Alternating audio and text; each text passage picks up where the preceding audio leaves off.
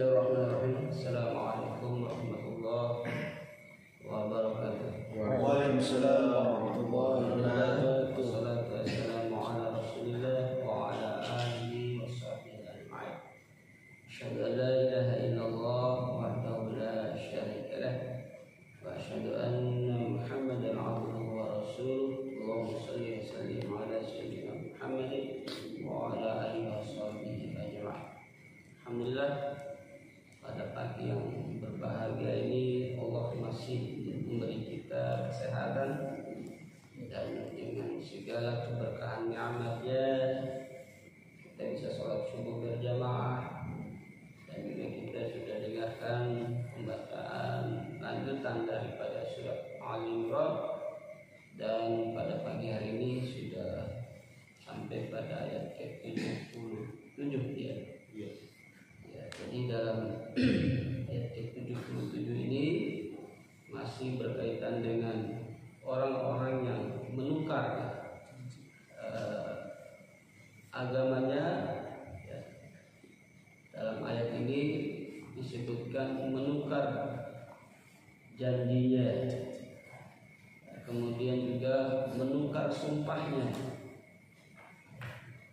Innal ladzina yashtaruna bi'ahdillah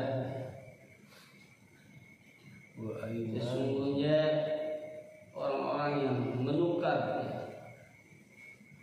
bi'ahdillah janjinya kepada Allah, wa aimanihim juga sumpahnya, bi aimanihim samanan qalil, dengan nilai yang sedikit ya. Artinya nilai yang sedikit ini berupa kebaikan-kebaikan yang dia dapatkan. Sebagaimana kemarin di ayat ke-76 kita sudah juga 76 sudah dijelaskan juga bahwa mana saja yang disebut sumpah-sumpah itu ya, janji-janji itu ya. Jadi setiap ikrar kita untuk mentaati Allah dan Rasulnya, untuk mengikuti agama ini dengan lurus dan ikhlas, kemudian dalam perjalanan hidup ini ya, berbagai penawaran, persoalan, kemudian kita temukan juga banyak orang-orang yang pada akhirnya futur dari keimanannya. Futur itu artinya keluar ya, atau mereka mengikuti ya ajakan-ajakan dari orang-orang yang tidak beriman kepada Allah ya, tidak beriman kepada Rasulullah, dengan berbagai ya, keuntungan duniawi ya. Jadi samanan qalilah di sini adalah keuntungan-keuntungan yang didapatkan seseorang di dalam kehidupan sehari-hari ini ya. Sederhananya kita lihat ada juga orang yang menikah misalnya dengan orang non muslim, kemudian dia pun menjadi non muslim ya. Kemudian sebaliknya juga ada orang yang non muslim, kemudian dia menikah dengan orang muslim, dia pun mau menikah dengan cara atau adat atau syariah Islam ya. Setelah punya anak dalam perjalanannya ya, dia kembali lagi kepada agama sebelumnya. Nah itu orang-orang yang mungkin dalam hijrahnya, dalam hal di mana dia melewati masa-masa kehidupan keluarga tersebut ya, ada juga tantangan-tantangan keimanan yang dihadapi ya. Misalnya contoh di pekerjaan itu ada ya, ada khusus pekerjaan yang tempatnya itu memiliki nilai kompensasi besar ya, seperti gaji atau jabatan ya. Tapi orang-orang ini harus tidak boleh meninggalkan jam kerja pada saat jam kerja itu berlangsung ya. Jadi tidak boleh meninggalkan pekerjaan itu karena akan berdampak kepada berdampak kepada sistem pekerjaan yang atau sistem atau kegiatan usaha yang ada ya. Sehingga hari Jumat pun mereka tidak boleh pergi Jumat karena nggak boleh meninggalkan pekerjaan, tapi memang dibayarnya mahal, jabatannya juga dikasih tunjangan khusus misalnya. Nah sehingga ada mungkin orang-orang dari kita ini yang ya udah saya aja gampang nanti Jumat diganti sholat zuhur aja. Artinya kan dalam konteks dia ya, memilih jabatan itu, kemudian dia berijtihad menunjukkan bahwa dia ingin mengganti Jumatnya dengan sholat zuhurnya. Ya dalam hal-hal tertentu ini harus dilihat dulu ya seberapa daruratnya kan begitu. Tapi kalau masih ada orang yang di luar orang non muslim dari karyawan itu ya sebaiknya si dia ya harus menjalankan itu ya. Artinya harus dicarikan dulu posisi yang alternatif terbaiknya ya. Jadi kalau ada orang non muslim yang memang tidak Jumatan ya sebaiknya dia yang berada di posisi itu. Tapi kalau kita lebih memilih karena melihat wah gajinya gede, tunjangannya juga besar, jabatannya khusus nih ya, jalur khusus misalnya, nah ini bahaya juga ya. Ini dikhawatirkan kan begitu. Ya. Kemudian ya juga dalam hal-hal tertentu kita menemukan ada orang yang rela meninggalkan agamanya karena keuntungan duniawi yang lain ya.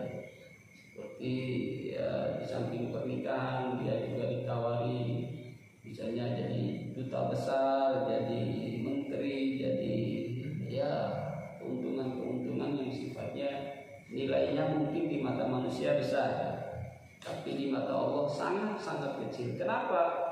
Karena keuntungan dunia yang kita dapatkan itu kan kalaupun kita menikmati ya paling 10-20 tahun. Kalau umur ditawarkannya jabatan itu 40 tahun. Kemudian dia menikmatinya sampai umur 60 tahun, 20 tahun lah. Itu 20 tahun itu di akhirat nanti nggak ada satu harinya. Ya. Artinya kan sangat sedikit pilihan itu. Karena walal akhiratu khairu wa abqa. Tidaklah hari akhirat itu atau kebahagiaan akhirat itu lebih baik ya, lebih baik dan lebih kekal gitu.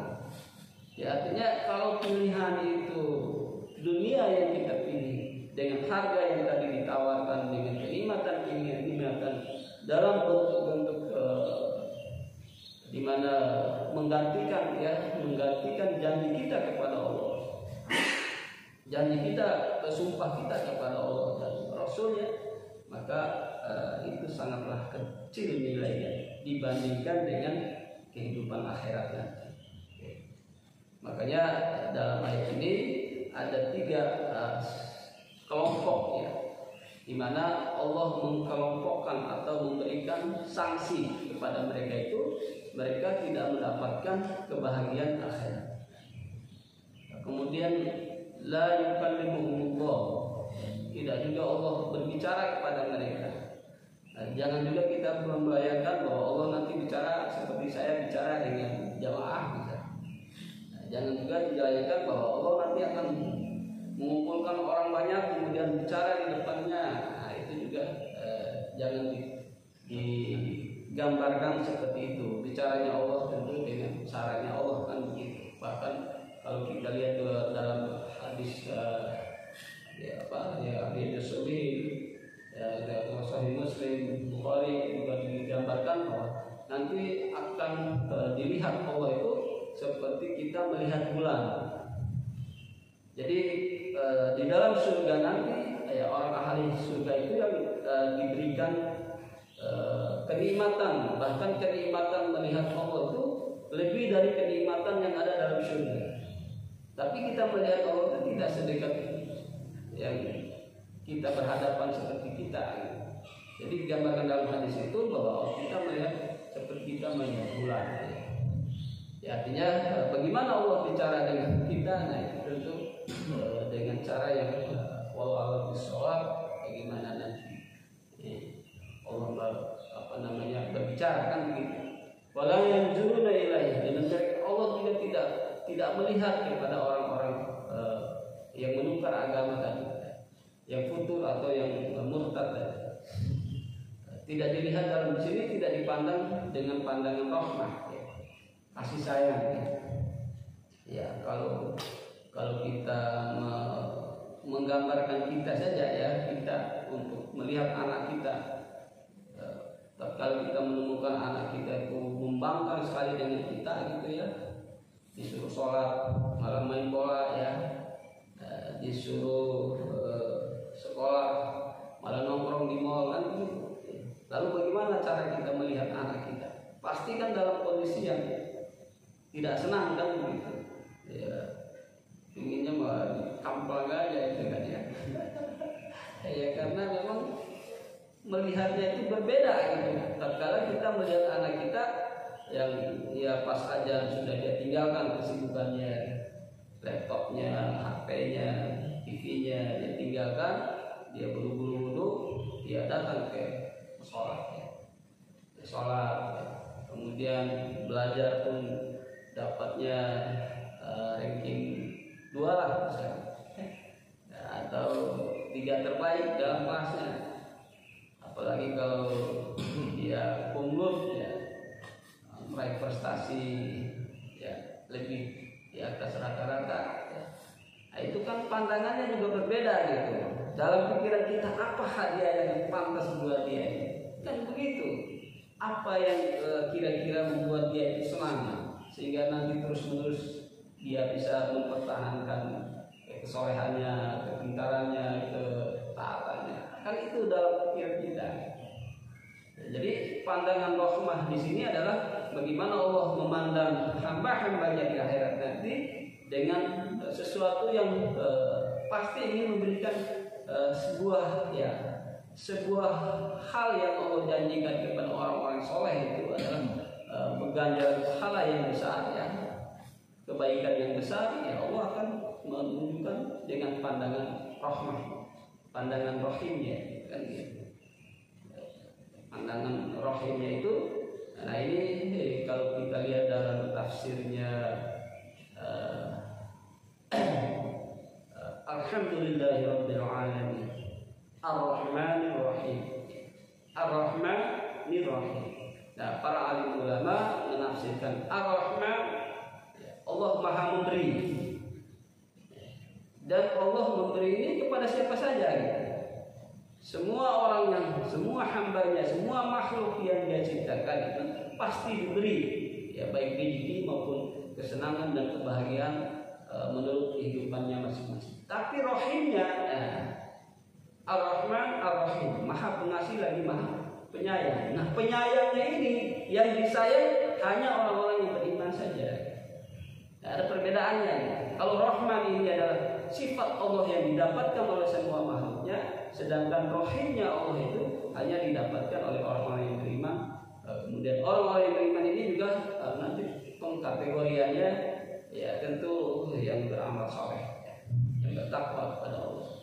Tapi sekalipun dia tidak seperti itu, sepanjang dia masih punya iman ya, walaupun sebesar biji jarah itu, biji sawi itu, atau sekecil atom itu pun imannya itu masih mendapatkan rahimnya Allah ya. Karena pada akhirnya imannya itulah yang walaupun dalam proses perjalanan dari yaumil mahsyar kepada surga itu ya, dia akan melewati dulu sirotkah atau neraka kan? Nah itu proses di mana penyelesaian ganjaran dosa-dosanya yang pada akhirnya finalnya masih ada imannya sehingga dia tetap mendapatkan surga ya Allah Subhanahu wa taala. Ya artinya tetap masih bisa mendapatkan rahimnya. Jadi Allah tidak memandang kepada orang-orang yang menukar agama ini dengan pandangan yang rahim ya, pandangan yang menunjukkan kepada kasih sayang. Kemudian apa selanjutnya ini? Wala yanzuru ilaihim yaumal qiyamati wala yuzakkihim. Ya, wala yuzakkihim. Wala yuzakkihim ini Allah tidak membersihkan mereka, mensucikan mereka. Jadi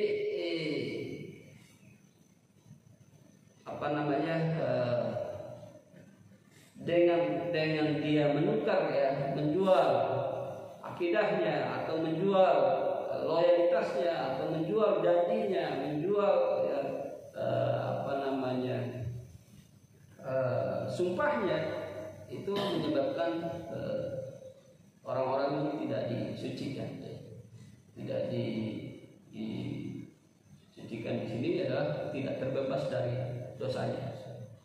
Ya, karena kalau sampai murtad, ya, tidaklah dia mati kecuali dalam keadaan tidak beriman. Nah, kalau sudah orang meninggal dalam tidak beriman, ya tidak ada tempat lain kecuali neraka. Maka tidak disucikan mereka, tidak dimaafkan, tidak diampuni, tidak ada ruang buat mereka untuk mendapatkan maaf ya bagi orang-orang yang murtad atau bagi orang-orang yang menukar akidahnya dengan nilai-nilai kehidupan dunia yang fana ini. Nah ini ayat ke-77 masih berdiskusi, ada lanjutannya. Walahum 'adzabun alim. Ya, walahum 'adzabun alim, ya harus dibedakan ya alim dengan alim. Kalau alim berarti bagi mereka ilmu, azab yang berupa ilmu. Tapi kalau alim, azab yang pedih, alif ya, bukan ain ya. Bacanya juga harus adzabun alim. Ya, jangan adzabun alim. Kalau alim itu paham atau mengerti. Tapi kalau alim itu pedih ya. Siksa yang luar biasa. Walaupun adzabun alim, bagi mereka azab yang sangat pedih.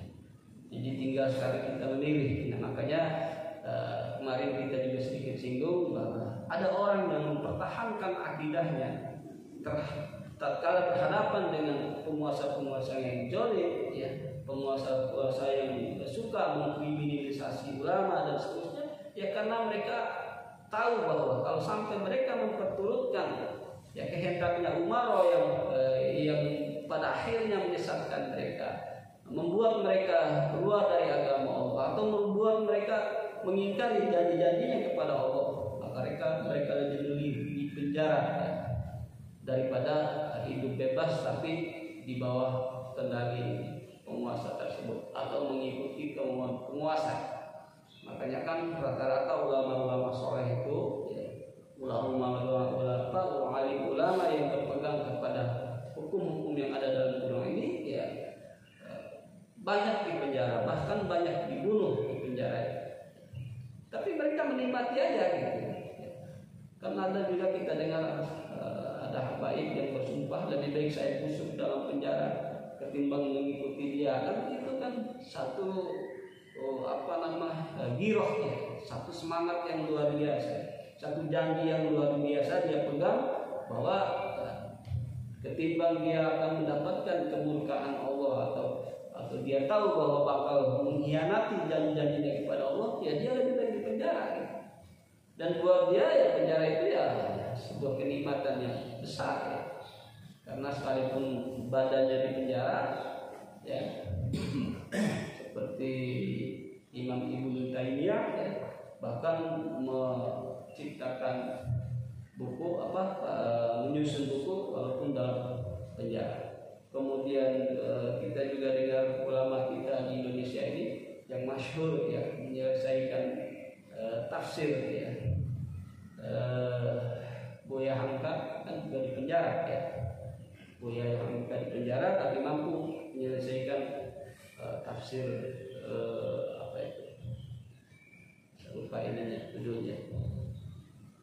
Artinya ulama mereka yang berpegang teguh kepada janjinya kepada Allah, dia tidak akan pernah takut dalam berpegang kepada prinsip-prinsip syariah ini, akidah ini.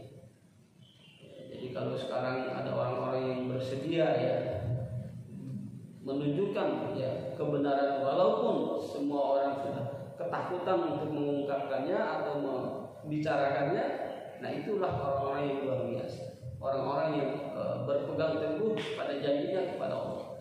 Sebab kalau orang-orang yang soleh itu, ya mereka nanti dijelaskan dalam hadisnya itu, mereka gemar untuk amar ma'ruf, gemar juga untuk mencegah kepada munkar, karena dia sadar bahwa setiap hamba Allah selain dirinya, dia ingin semua orang itu masuk surga. Sehingga orang yang dia lihat itu tersesat jalannya, dia ingin menunjukkan, oh ini jalan yang benarnya seperti ini, jangan ke situ, jalannya gelap, banyak begalnya, banyak rampoknya. Kalau mau jalan yang selamat lewat sini aja, ada lampunya, jalannya juga bagus, terang, banyak orang. Nah artinya kan orang-orang soleh itu tidak akan membiarkan saudaranya itu tergelincir dalam kegelapan atau tersesat jalan hidupnya. Karena orang-orang soleh itu selalu ingin amar ma'ruf. Amar ma'ruf itu sebuah perbuatan yang ma'ruf, yang baik. Selalu ingin orang lain itu berbuat baik, dan tidak ingin juga orang lain itu berbuat jahat, karena dia sendiri benci dengan kejahatan, kan begitu. Makanya orang-orang yang korupsi itu bukan tidak mengerti bahwa yang dia lakukan itu salah, hatinya pun pasti gelisah. Sehingga diilustrasikan oleh seperti Pak Prof. Mahfud MD ya, mengatakan bahwa orang-orang yang mengindustrialisasi hukum itu ya, yang mempernaikkan hukum itu ya, mungkin dia bisa lolos dari hukum tertulis, hukum atau undang-undang yang ada, karena dia mungkin jaksa, atau dia mungkin polisi, atau dia mungkin pejabat, sehingga dia mampu bisa mengatur pasal-pasal, sehingga yang tadinya seharusnya divonis bersalah kemudian dibebaskan, karena ada kolaborasi antara penegak hukum dengan bayaran sekian itu, ya, sehingga orang itu bisa dibebaskan. Tapi pada akhirnya orang yang korupsi yang dibebaskan tadi pun hidupnya tidak aman gitu. Tidak-tidaknya dalam hatinya pasti tahu bahwa dia lakukan hal yang salah. Sehingga untuk menjaga dia hartanya, kemana-mana dia pakai pengaman, security bodyguard, untuk menjaga dirinya dari khawatir ya akan orang-orang akan balas dengan kelakuannya, ya kemana-mana pakai bodyguard. Ada lagi yang dia bilang, oh ya karena hartanya haram, ya, ternyata di masa pensiunnya ada karena uangnya itu boleh dapat dengan cara yang tidak benar, karena takut ketahuan ya kalau didaftarkan ke kekayaan, dia dilaporkan negara, khawatir tahu bahwa ini uang dari suapan, akhirnya dinamakan dengan nama temannya. Giliran dia pensiun, temannya tidak lagi mengakui gitu bahwa ini uang dia. Akhirnya dia nggak dapat gitu. Dia mau laporkan, dia sendiri takut gitu. Dia mau laporkan temannya, dia takut karena kebuka juga nanti. Ada lagi yang lolos tidak seperti itu, tapi istrinya malah selingkuh dengan orang lain. Itu kan sebuah bentuk siksaan. Di dunia saja sudah mendapatkan seperti itu. Tidak tenang juga. Ya, makanya sungguh ya orang-orang yang jalannya selalu ya, menyalahi perintah Allah atau selalu menyalahi hukum-hukum Allah, itu pasti kehidupannya juga tidak nyaman, tidak tenang. Sekilas kelihatannya senyum-senyum. Bayangkan sekarang ini kalau ditangkap KPK, ya dia ketawa-ketawa aja di depan media, seakan-akan dia tidak berdosa gitu. Walaupun sudah jelas-jelas pakai rompi orennya KPK kan gitu. Harusnya buat kita zaman ya kita orang-orang kecil ini kan ketahuan maling kan udah jelas malu turunan kan begitu. Ini malah ketawa-ketawa. Ya, luar biasa. Nah, ini kondisi-kondisi yang kita lihat contoh dalam kehidupan sehari-hari. Adalah seseorang itu sudah rela ya menggadaikan janjinya atau sumpahnya kepada Allah Subhanahu wa taala. Nah, kemudian hadis tadi ya hadis tentang bagaimana seseorang yang membiarkan kejahatan itu. Tahu kejahatannya dilakukan oleh orang itu atau oleh temannya, tapi dia tidak berusaha melarangnya. Ini kan bahayanya di situ. Pada akhirnya dia yang membiarkan kejahatan itu ikut kebagian dosanya, kebagian masalahnya. Ya, diilustrasikan dalam hadis ini dicontohkan seperti orang yang naik kapal kan begitu. Di kapal itu kan ada dek bawah, ada dek atas. VIP di atas biasanya.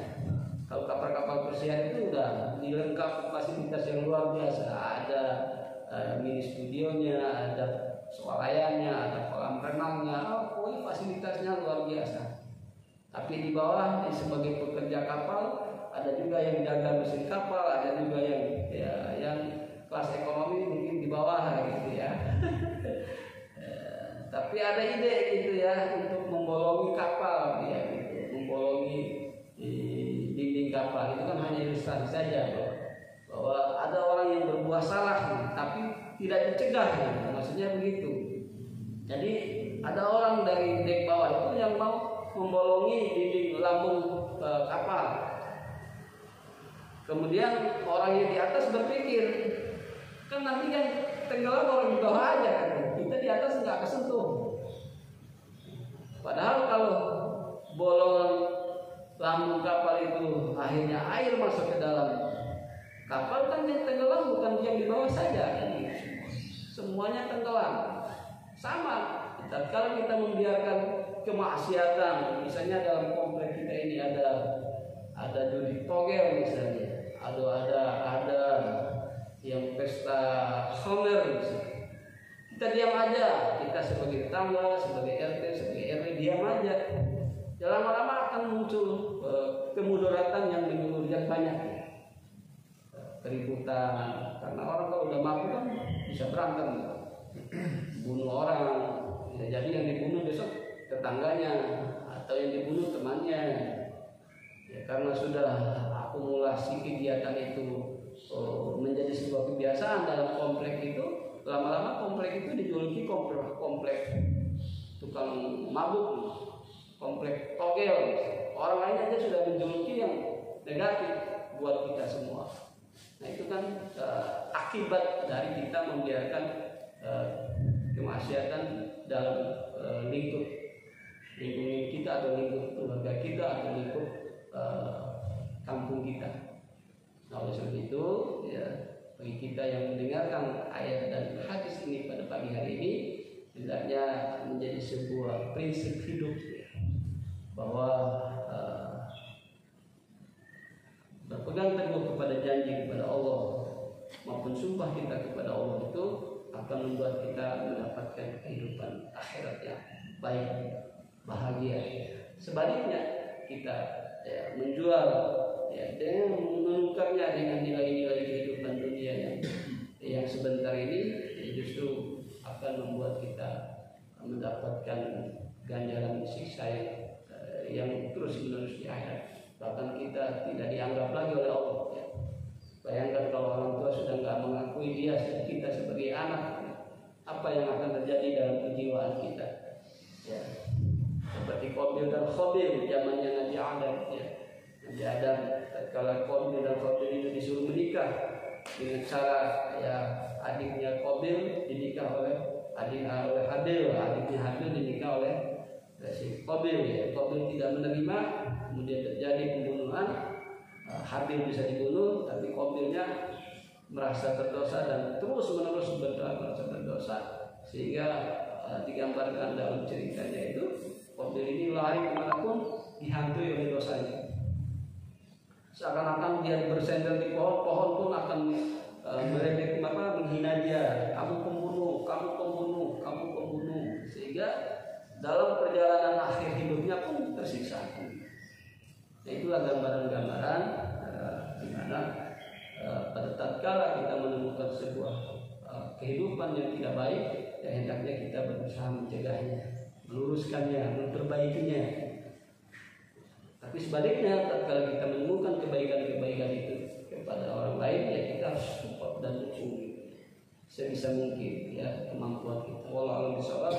Kurang lebihnya mohon maaf. Assalamualaikum warahmatullahi wabarakatuh. Waalaikumsalam.